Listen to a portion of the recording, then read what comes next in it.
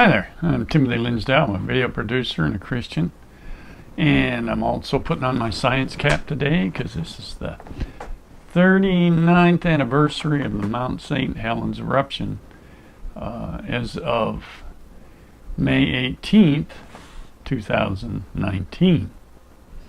That was an amazing thing.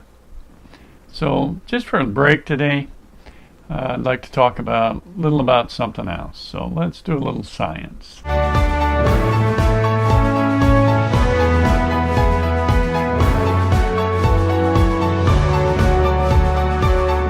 First of all, hey, like and comment on my video, subscribe to my channel.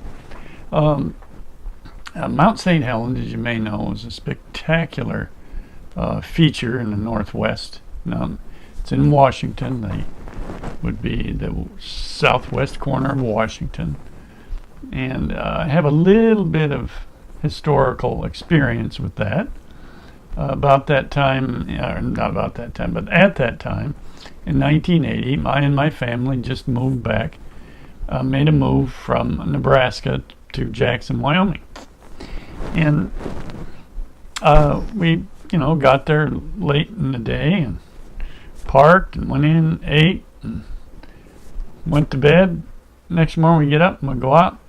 Vehicles are covered with this white stuff. Going like, what is that all about? And then we get on the news and that a volcano had erupted. The ash had reached us. And Jackson is about 800 miles by car from Mount St. Helens. And of course it went well beyond that.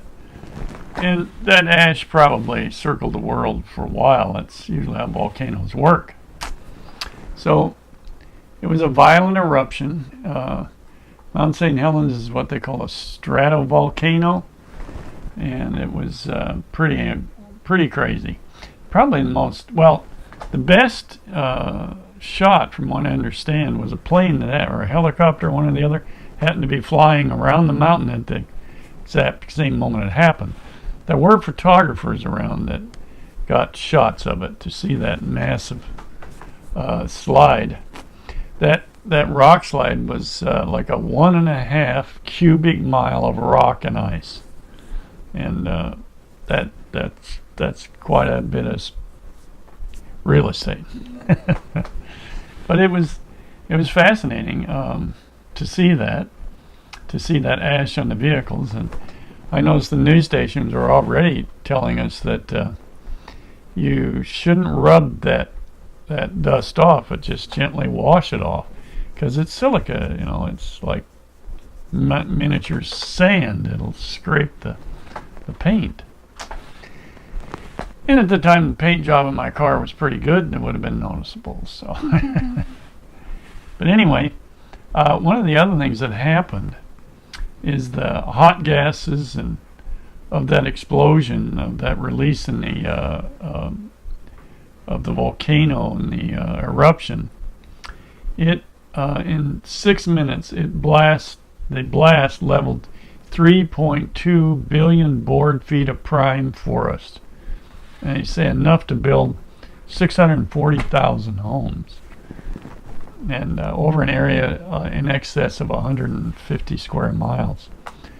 The 9-hour eruption, which was followed, was one of the most photographed and studied volcanic events in history. Probably, of course, because it was such a modern event. Part of the rock slide debris catastrophically displaced the water of Spirit Lake, which is right below the mountain, up to waves that were 850 feet high on the north shore of the lake. Now, as the water returned to the basin, it scoured slopes and trees and soil and material from the initial eruption. And they say it produced a 320-foot thick deposit at the bottom of the lake. So when the Lake Army Corps of Engineers measured it in '82, the elevation of the lake was 262 feet higher than before the eruption.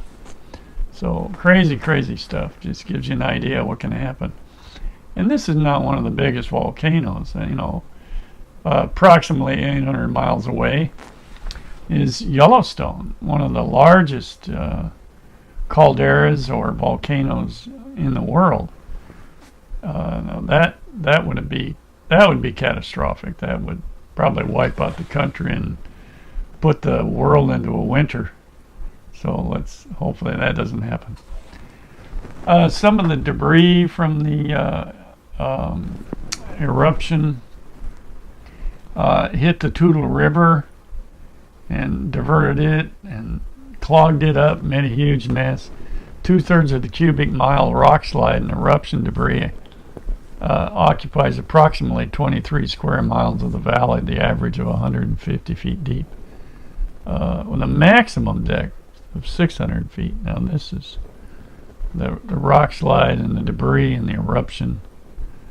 Whoa, that's crazy. And the ravages of the erosion. There was something that happened where these steam geysers or steam explosions, because that mountain was covered with ice and snow. So when it got covered over, there was a pumice layer underneath that was at least 300 degrees centigrade. Well, it's heating that water and boom, it'd make these big craters. So that was kind of crazy and wild. One pit was 125 foot deep, 2,300 feet long, and 1,000 feet wide. Pretty crazy stuff. Further evidence of the speed of the erosion. That's what a lot of scientists ask, or the question should be asked. One of the neat parts about the volcano and the surrounding erosion that happened was so fast, and some are asking that question.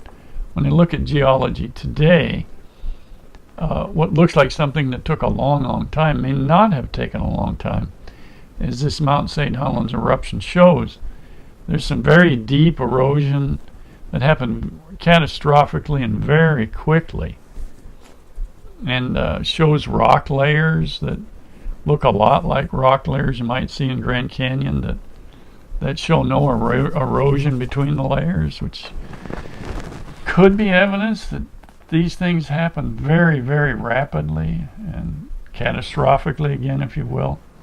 And so it's a possibility. So it makes, a great place for geologists, scientists to take a look at and see something that's happened in modern times. It can be studied. It isn't something that they have to guess at. They know exactly what happened and when it happened. So it's a great thing for scientists. The average one of us, amateur scientists, to wonder and see. It's pretty interesting. So how fast things happen. That's what's interesting about it all. Mount St. Helens. It's named after Lord St. Helens. It was a friend of explorer George Vancouver who made the first survey of the area in the late 18th century. And the mountain's located in the Cascade Range. And also it was first climbed in 1853 by Thomas Dreyer. If you were to go up that thing, the via south slope is the easiest route to get there if you're so inclined to do such a thing. I think I might avoid that. So the summit was about almost 9,700 feet before the eruption, and it is now about 8,400 feet high. So it lost a good almost 1,000 feet off the top of that mountain. So wow, blew a lot up. Just think how much soil and rock that moved in just literally an instant. So when we look at the past, these catastrophic events could have happened very quickly. So that challenges our thinking of what has happened, what we observe in the world and geology, as to whether things happened over long periods or whether they happened nearly instantly. Makes for food for discussion. So there you are, my experience of Mount St. Helens and the ash on my vehicles, and that was fascinating. I should have tried to save a little of it just for fun, but how quickly how big it was, how quick that ash flowed through the air, pretty amazing stuff. So anyway, get a break, a little bit of history, a little bit of science. It's kind of fun. So I'm Tim Linsdau. Again, like and comment on my videos, subscribe to my channel, and get out there and just have a great day and enjoy the great outdoors.